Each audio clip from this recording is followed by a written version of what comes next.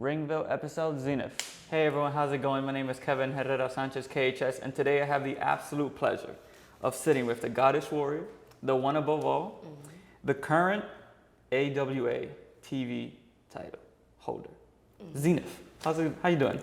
I'm doing wonderful. How are you? I'm doing pretty good myself. Thank you very much for coming on to the show. Thank you for having me here. It's such a pleasure to, drive out and have some fun. Yeah, because for those who don't know, coming all the way from Pennsylvania, Yes. it's no, I truly do appreciate that. Oh, I've done that drive multiple times, and I don't mind at all. I just like coming out here. there you go. Yeah. There you go. And it's like traveling is such a core part of the industry. It's like you just got to do it. Yeah, right? it's just you got that playlist. So I have multiple playlists. So you find the vibe and you just zone out and you just start traveling. What's on the playlist? Oh, okay.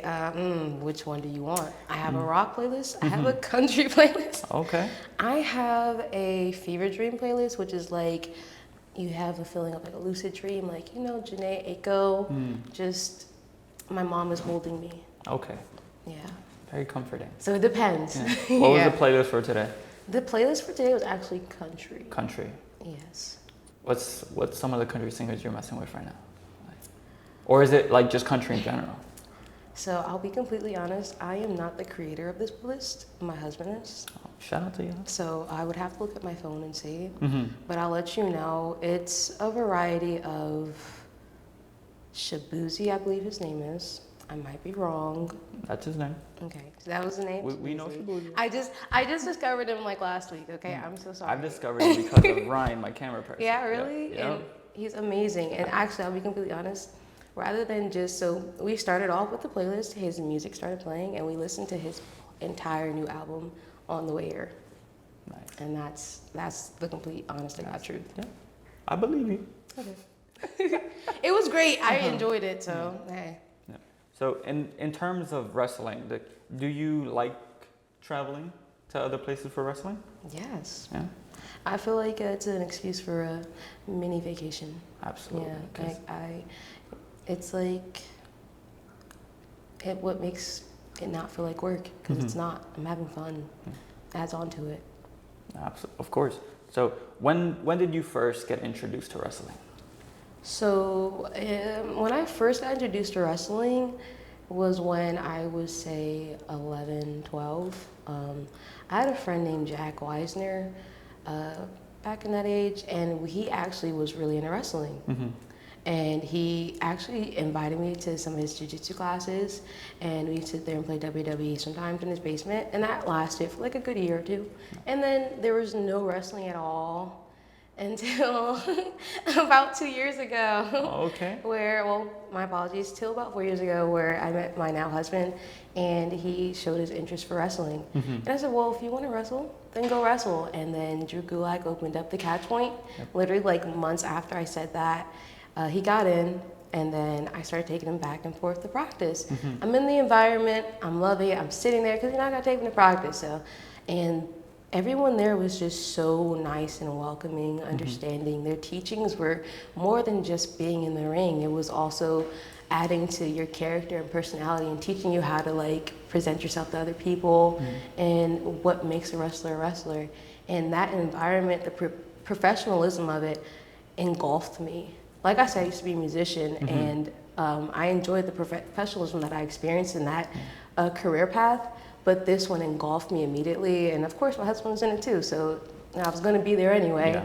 And they invited me in the ring and said, hey, try it out, and I tried it out, and before you know it, it's, like you said, Suplex Vintage Wrestling, WrestleMania weekend, and I'm making a whole new life for myself. Absolutely. And you are the first woman to graduate from Catch Point. Yes, the first woman to graduate from Catch Point, not the only woman training there. There you go. I'll let you know that. Okay. So there's some fire coming out of there real soon. But I am the first woman to come out of Catch Point, and that alone that's making history in itself, which is an honor.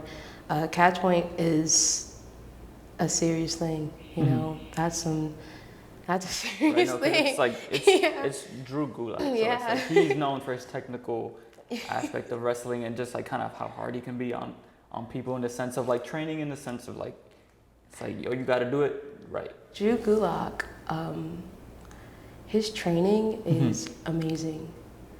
I've never had a trainer make me feel so more comfortable with trying something new.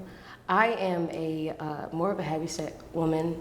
I'm a more muscular set woman. I'm a powerhouse. The guns. Normally, you're not gonna always see a powerhouse do fly, trippy tricks and stuff.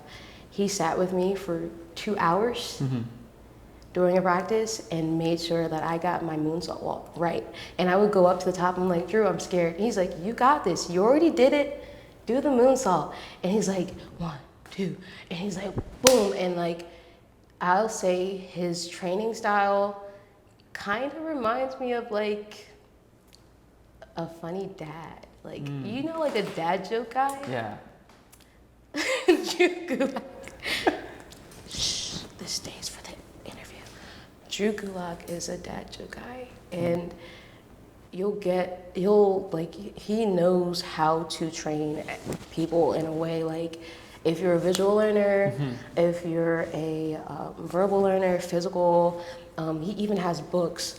I can't like emphasize it enough. Catch point is a learning experience that I think every wrestler should experience. Get that, and like it looks like, oh, it's hard, it's Drew Gulak. Get that experience, because it's good to have that under your belt. No, absolutely. Especially if you're saying that, like, because every student is gonna learn differently.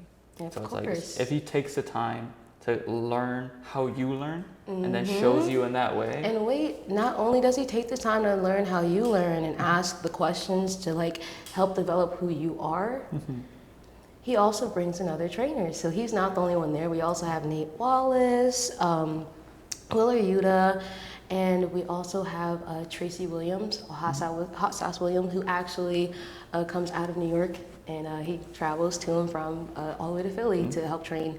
So like I said, you'll get a full grounded learning experience any day you come in there. And it's like, what is it like being able to speak with people who have so much experience, and even like TV experience in itself, where it's like you can just like sit there and like pick their brain.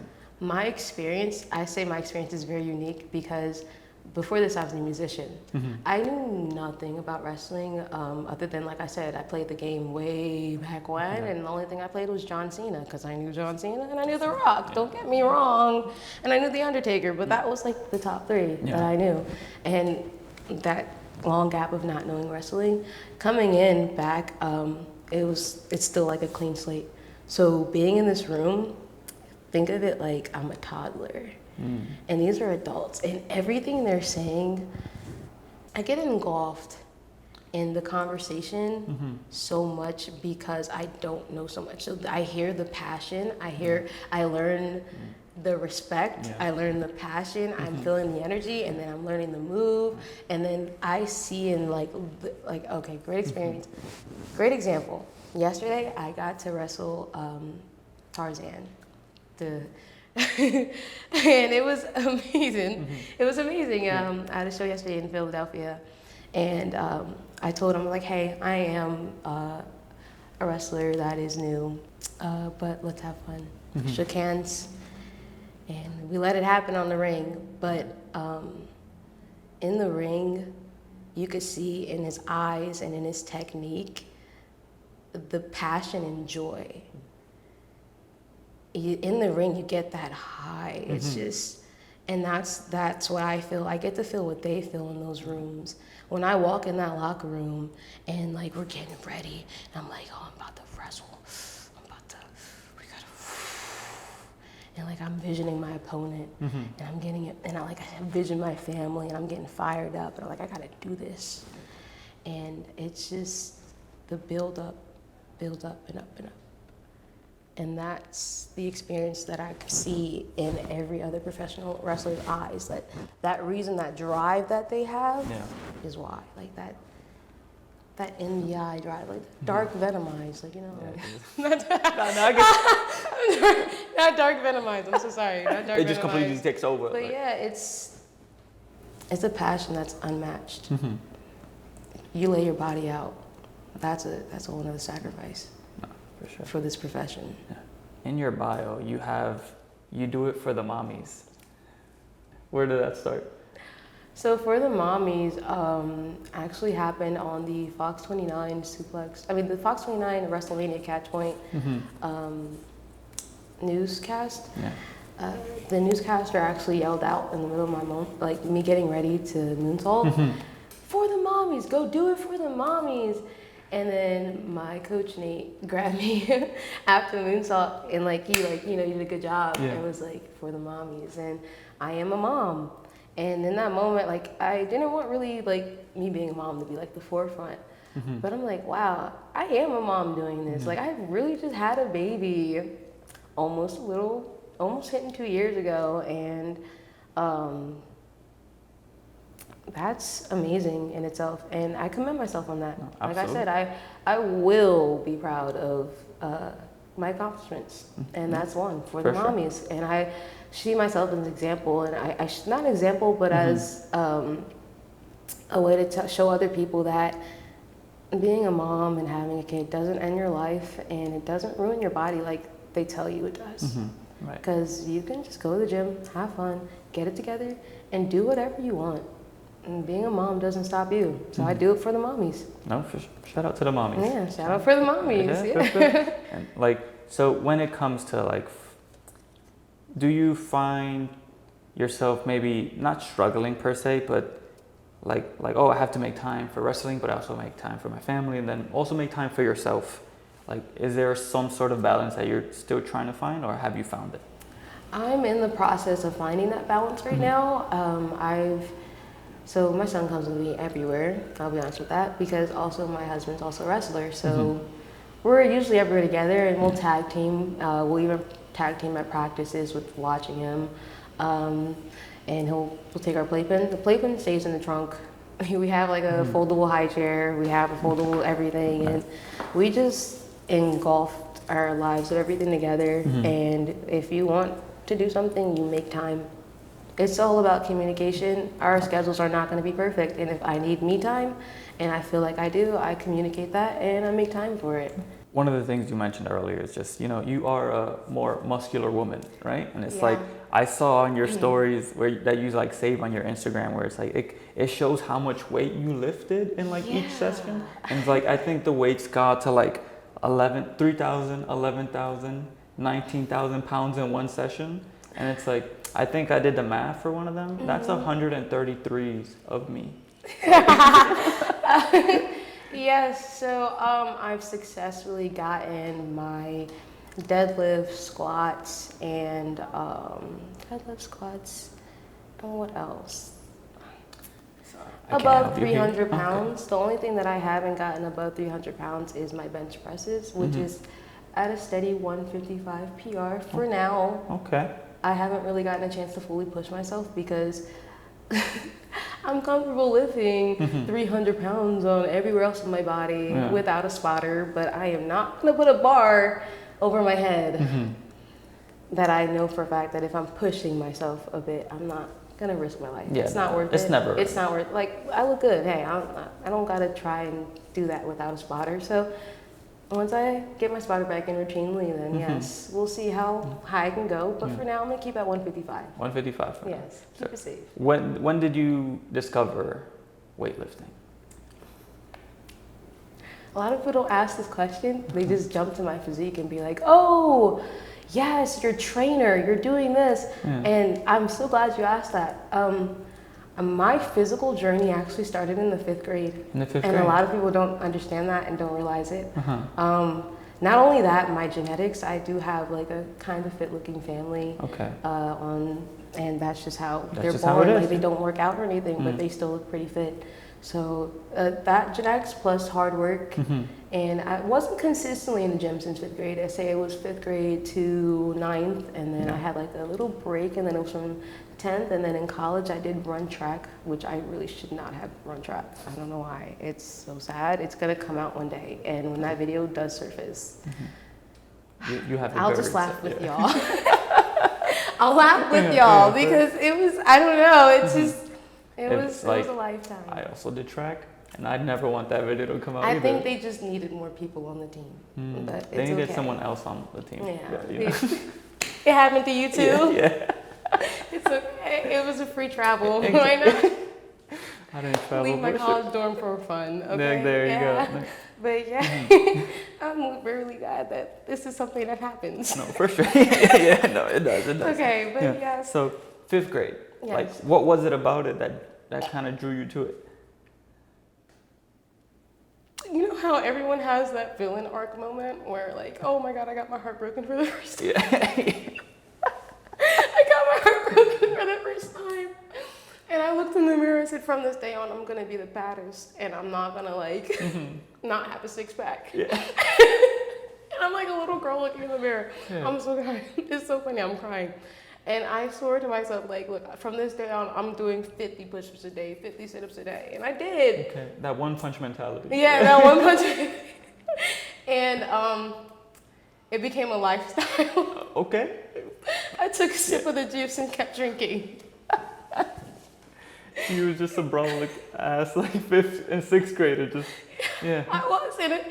I know it scared all the guys away, and it's okay. I understand. But I totally understand. Because what was I doing lifting what I was lifting in that age? Like, what were you looking at that age? I would say I was like trying to keep everything around 100 and above because I didn't know anything about lifting. I just knew numbers. And I didn't know anything. 100's a big number. Oh, and don't talk about my diet. I actually would only eat straight chicken breast. Really? And veggies. Because I didn't know anything about diets. I just knew like, oh, this looks like, I went on Pinterest. I said, ooh, broccoli, chicken breast, and rice. Yeah. I got it. That was a time period of my life. Like, you know, the first heartbreak, it always That was like never paves the again. way to something. You're here now. Just, Yeah. Hey. Now I'm a professional wrestler. There you know? go. There you go. Who knew? I don't remember the guy's name, which is even funny. You don't? Funnier. No, I don't. Fuck It's 'em. even funnier. Fuck 'em. See? Yeah. I got real gains now. Yeah. Exactly. Yeah. You're like, lost something but gained something else. Yeah. Totally. For Totally. sure. You were the Assault Wrestling Alliance TV champion. Yes, I am. Is there some sort of pressure or kind of like bar that you now put on yourself because you have to present yourself as a champion? I was born a champion. There you go. Cut that shit. That's it. So, like, come on. But not only that, there was always Zenith is a bar in herself, and I feel as though now that I've gained this title, it's more proof, and it's just nothing but fuel for me to gain more. Let's keep them coming. Absolutely. In Catch Point, the ring size that they use is a 20 by 20. Yes. And that's where you learn to wrestle. Not every promotion has a 20 by 20 ring. Is there certain difficulties or maybe some things are easier that like you have to kind of figure out while wrestling in a ring that's different? No, just a quick adjustment. I just don't take 2 big steps. I might take a step and a half. As a wrestler, you're taught to adjust. Yeah. And hey, as long as I don't get, stuck with a pin or 2 from somewhere, which actually could happen, who knows. But I don't have an issue with wrestling in ring size. I enjoy the 20 by 20 ring, don't get me wrong. It's fun, and it's a great way to prepare us for if you do want to be on the big screen for WWE. It prepares us for bigger, and it's fun. We were talking about this off camera a little bit, and I asked you, where did Zenith come from? And then I'll just let you tell the story. Yes, so Zenith, it came from an exercise that we did when I started training for Catch Point. They gave us names to like work with to do promos, and that was just who we are for our training period, and it stuck with me. They said Zenith, I looked up into it because that's me, that's my character, and it grew on me, and before you know it, it became me because Zenith is the highest point of the horizon, and my character, I'm the one above all, and I'm the mom, I'm for the mommies, and it just showed I'm, hey, like Mother Earth on top. Like, that picture of the symbol of Mother Earth holding Earth? Yeah. That's how I saw Zenith, and it just grew on me. Nice. What are some of your proudest wrestling accomplishments that you have? My proudest wrestling accomplishment that I have is, there's so many, so hold on. Flex. This is gonna seem so small, but it was accomplishing a handstand. A handstand? Yeah, back roll into a handstand, Mm-hmm. and then landing on my feet. Was that something you were struggling with? Or? Yes. As a mom, like I mentioned, I am a mom. I had to deal with the struggles of my body. Yeah. You know, recovering, and I couldn't, like, my weight, and getting my strength back was really hard, and my flexibility. Okay. And so there's certain moves that I just couldn't do in ring. So the day we were running drills, and just like, do it, and I did it. And then from that day on, I kept doing it to the point where I do it after every workout as a reminder, because that was a moment where, like, in a long time that I felt like I accomplished something, and that's personal. Yeah. Sorry. No, it's okay. That's personal. It was a moment in a long time where I felt like I actually worked towards something and accomplished it. So it's a granted reminder. Absolutely, like small victories or small Yes. accomplishments, like they go a really long way. You gotta pat yourself on the back for every accomplishment, even as something as small as brushing your teeth. But Yeah. nice. What are some of your wrestling goals? My wrestling goals. Goals. Yeah. I actually would like to wrestle in Canada, for one. I would also like to wrestle in Japan, for two. Outside of that, I just want to become a better wrestler every day. That's it. It's a personal battle. The wrestling is not just, I want to wrestle this person, I want to wrestle that person. I want to be a better wrestler personally, especially coming from a different career path. It's a different challenge space for me. I don't even know, like, some of the simplest terms in wrestling, and when I do learn them, it's a huge accomplishment for me. And I just want to be the best wrestler that I can be, and I want to jump in that ring and be able to knock down anybody. Honestly, I want to have fun. I mean, I'm a powerhouse. I just want to knock everyone down. Let's have fun. For sure. Yeah. Well, thank you very much for taking the time and sitting down with me. Oh, of course. Wait, we're done? I'm sorry. No, this is amazing. Oh, thank you. Were amazing. Thank you. No, you're amazing. And I love the. Yeah, Yes. Let's keep it going a little bit. When did you decide to? I actually, like I said, Pinterest. I'm a Pinterest girly. Shout out to Pinterest girlies. I was on Pinterest, and I saw another makeup designer just scrolling, trying to find things that catch my eye. And a similar style like this caught my eye, and I just watched a tutorial. I spent 3 hours on a train ride to Maryland for my first debut at Assault Wrestling Lights. Doing the style. And when I finished, it's a process because it doesn't look pretty at first. And I'm on the train ride, and as soon as I get off, I got to do a show. So, and when I finished, and I looked in the mirror, and I was just like, Zenith, like, this is it. I got lost. I got entranced in it, and I said, if I'm entranced, everyone else will be. For sure. No, yeah, it's like, did you pick the colors for a specific reason? I've already had lavender as an idea, or sort of purple, because purple means royalty. It does. And I'm Zenith, the one above all, the goddess, and why not? There you go, why not? Well, it works. Yeah. Absolutely. Thank you very much. Of course. Well, unfortunately. It's okay. It's okay. We'll save it for, we'll have another one next time. For sure. Yeah, You're always invited back. I will definitely come back. Well, thank you. Well, until next time, everyone. We out. Bye.